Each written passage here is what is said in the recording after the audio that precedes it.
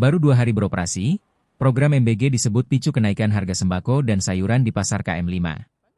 Setelah libur panjang bertepatan dengan masa libur sekolah, program Makan Bergizi Gratis, MBG, kembali beroperasi sejak Selasa, 14 Juli 2026 kemarin.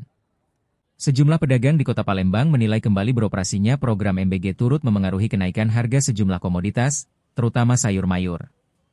Kondisi tersebut terlihat di Pasar Pagi Kilometer 5 Palembang. Dalam 2 hari terakhir harga berbagai jenis sayuran mengalami kenaikan yang cukup signifikan.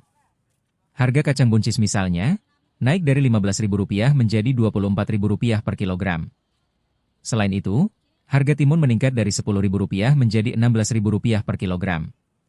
Kacang panjang yang sebelumnya dijual Rp10.000 kini menjadi Rp18.000 per kilogram, sedangkan harga terong naik dari Rp10.000 menjadi Rp17.000 per kilogram.